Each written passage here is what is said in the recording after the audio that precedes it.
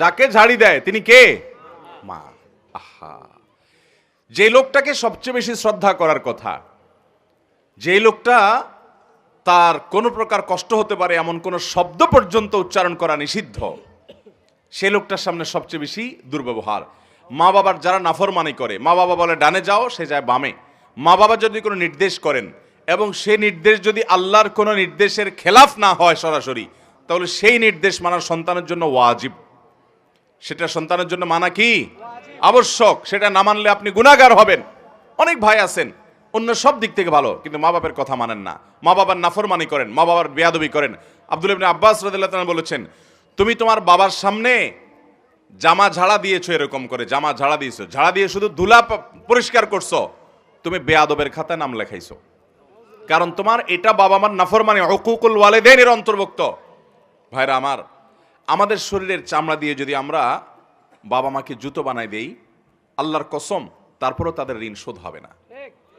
তাদের ঋণ আপনি শোধ করতে পারবেন না। আপনার বাপ অনেক খারাপ, আপনার মা অনেক খারাপ, আপনার কিছু করে না, তারা আপনার আরেক ভাইয়ের দিকে খেয়াল রাখে, আপনার দিকে খেয়াল রাখে না, আপনার শত বিচার থাকতে পারে, শত অভিযোগ থাকতে পারে, শুধু আপনার দুনিয়া আসার কারণ এবং মাধ্যম যে তারা হয়েছেন, এই ঋণটা সারা জীবন আপনি আদায় করে শেষ করতে পারবেন না।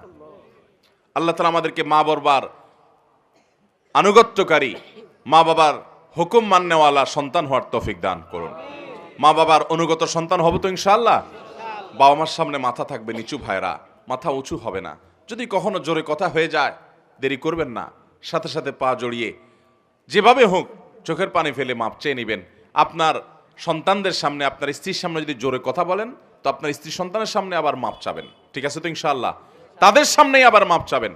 ভাইরা আমার, মানুষ হিসেবে আমাদের অনেকেরই হয়, আমার আব্বা আম্মার সাথে যদি কখনো আমার জোরে কথা বলা হয়ে গেছে এরকম মনে হয়, যদি আমি কারোর সামনে করেছি, তাদের সামনেই আবার তৎক্ষণাৎ যখন একটু হুঁশ ফিরে আসছে, কি করলাম আমি, সাথে সাথে চোখের পানি ফেলে মাপ চাওয়ার এই অভ্যাস সারা জীবন আমি ধরে রাখছি।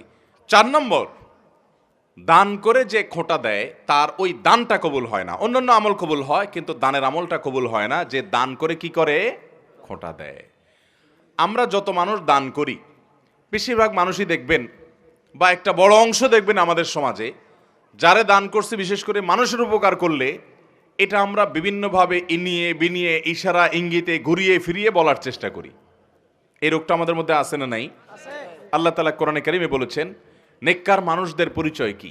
সূরা দাহরের ভিতরে আবরার, মুত্তাকি, জান্নাতি মানুষের বৈশিষ্ট্য, তাদের গুণ, তাদের সিফাত উল্লেখ করতে গিয়ে আল্লাহ বলেছেন, ওয়ায়ুতঈমুনা আত-তাআমা আলা হুব্বিহি মিসকিনাও ওয়া ইয়াতীমান ওয়া আসীরা। যে নেককার মানুষ হলেন তারা